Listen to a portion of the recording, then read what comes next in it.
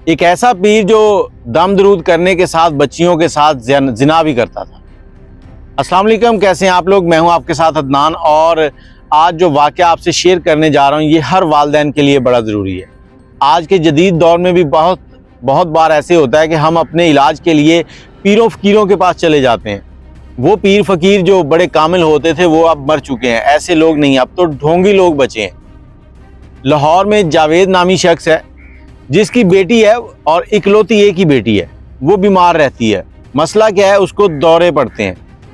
अब दौरे पड़ते हैं, जब दौरा पड़ता है तो उसकी हालत इस तरह की हो जाती है कि कोई समझ नहीं आती उसका हाथ किधर मुड़ रहा है, जिस्म का कोई पार्ट किधर मुड़ रहा है, मतलब वो बेसुध होती है, उसे कोई खबर नहीं होती कि क्या हो रहा है। तो जावेद जो है अपनी बेटी का इलाज कराने के लिए हर जगह जाता है, डॉक्टरों के पास, जहाँ जहाँ उसको कोई बताता है वो जाता है। तो एक दिन उसके मोहल्ले का एक बंदा उसको मिलता है, वो उसको बताता है कि यार फलां एक पीर है, बड़ा कामिल है, तो तुम उसके साथ बात करो, इंशाल्लाह तुम्हें फ़ायदा हो जाएगा। अब इसने उसका नंबर ले लिया, उससे रब्ता किया, उसको बताया कि मैं जावेद बोल रहा हूँ, मेरी बेटी है इस तरह से, और आपका बताया किसी ने कि आप बहुत पहुँचे हुए हैं, तो आप से गुजारिश है कि मुझे अपने आस्थाने का एड्रेस दें, मैं आपके पास आ जाऊँगा ताकि आप जो है वो हमारे लिए इलाज का ज़रिया बन सकें।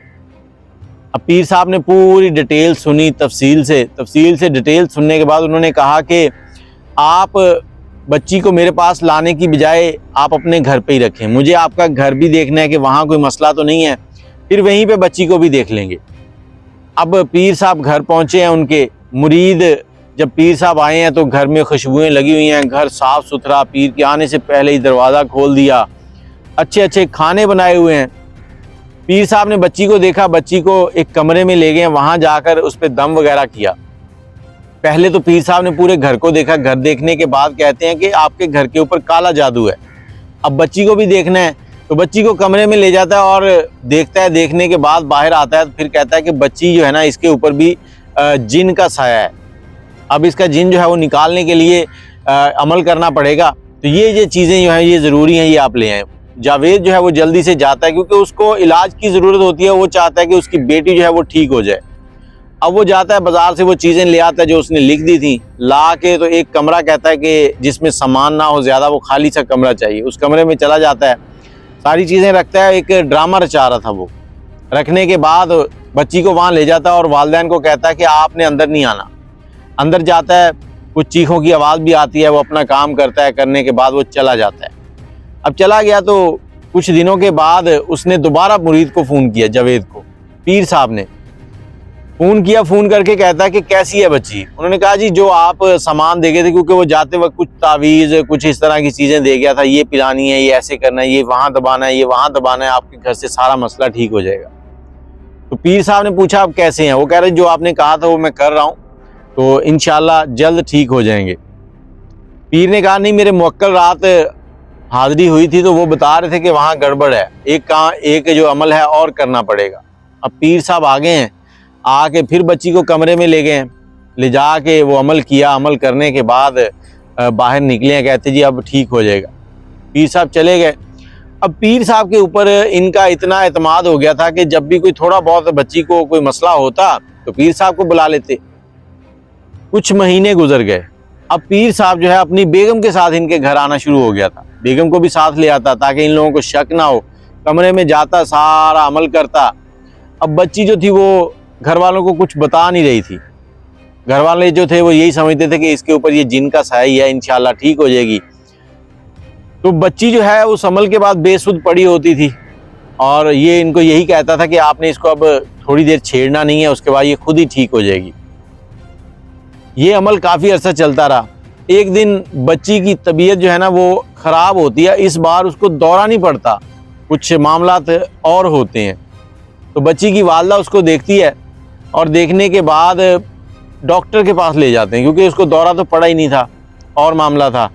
वो आप समझ सकते हैं कि क्या मामला हो सकता है। पीर ने जो कारनामे किए थे उसी का वो हासिल हो रहा था। डॉक्टर के पास गए, डॉक्टर ने तफसीली मुआयना किया, कुछ टेस्ट करवाए। टेस्ट करवाने के बाद उसने कहा इंतज़ार करें। जब इंतज़ार के बाद टेस्ट की रिपोर्ट्स आई तो डॉक्टर ने कहा कि ये बच्ची शादीशुदा है या कंवारी है। वालिदैन ने कहा कि हमने अभी इसकी शादी नहीं की, इसकी सेहत ठीक नहीं रहती, तो डॉक्टर ने बड़ी हैरानगी से उनको बताया कि आपकी बच्ची के साथ ये मसला हो चुका है, इसके साथ तो ये प्रॉब्लम है, चले मैं दवाई देता हूँ तो इंशाल्लाह सेहत ठीक हो जाएगी।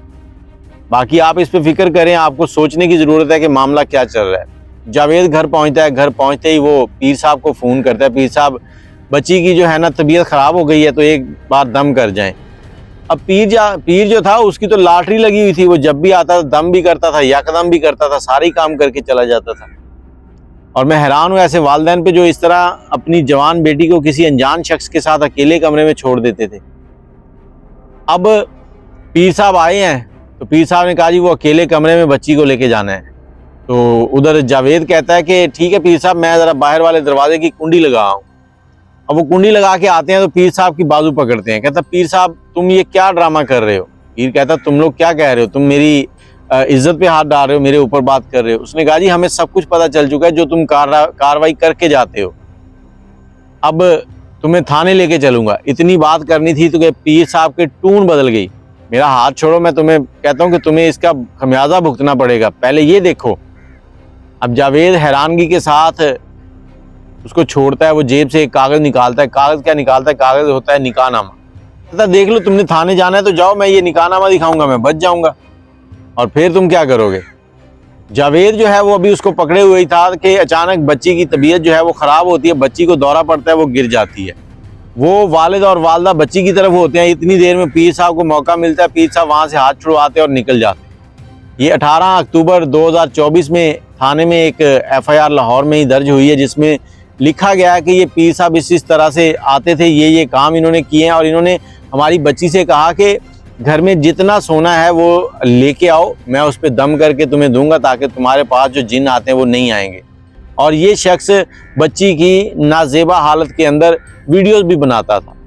और जब इस शख्स के बारे में आसपास से मालूमात इकट्ठी की गई तो इसके बारे में यही मालूम हुआ कि ये हर जगह पर यही काम करता था। जहाँ भी इसको कोई बच्चियाँ इस तरह बीमार मिलती थीं या औरतें, उनके साथ इसी तरह की कार्रवाई डालता था। फिर उनको या तो ये डराता था कि तुमने अगर बताया तो ये वीडियो वायरल कर दूंगा, नहीं तो तुम्हें अगली बार मैं मार दूंगा। और इन्होंने FIR में लिखवाया कि ये हमारे घर से 6 तोले सोना जो है वो भी लेकर जा चुका है। इसने बच्ची को यही कहा कि ये मैं दम करके दूंगा, तुमने किसी को बताना नहीं है घर में, अगर बताया तो फिर तुम्हारी बीमारी ठीक नहीं होगी। हम लोग किस दौर में जी रहे हैं? एक गैर मर्द का आपके जवान बेटी के साथ बैठना, जवान के छोटी बेटी के साथ बैठना भी गलत है। तो आप कैसे एतमाद करके उसको एक अलग कमरे के अंदर भेज देते हैं? और वालिदैन ने बताया कि वो हमें कहता था कि अंदर से अगर इसकी चीखों की आवाज़ आए तो आपने टेंशन नहीं लेनी, वो इसकी चीखें नहीं होंगी, वो इसके अंदर जो जिन है उसकी चीखें होंगी, मैं उसको इसमें से निकालूंगा। वो निकल जाता है लेकिन कुछ दिनों के बाद फिर वापस आ जाता है। तो इस बार जो है वो आखिरी बार कहता है कि मैं इस बार अच्छे तरीके से उसको पक्का निकाल दूंगा। और ये बात जो ये काम करता था इसकी बीवी को भी मालूम थी। अब ये अगर किसी गांव में ये वाक़या हो तो फिर तो मानने में आता, लेकिन ये लाहौर के गुंजान आबाद इलाके में वाक़या पेश आया।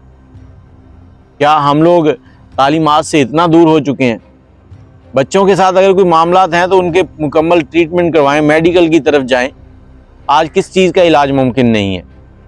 अगर आपने कोई दम करनी है तो आप घर पे खुद बैठ के दम करें, अपने बच्चों के साथ प्यार से रहें।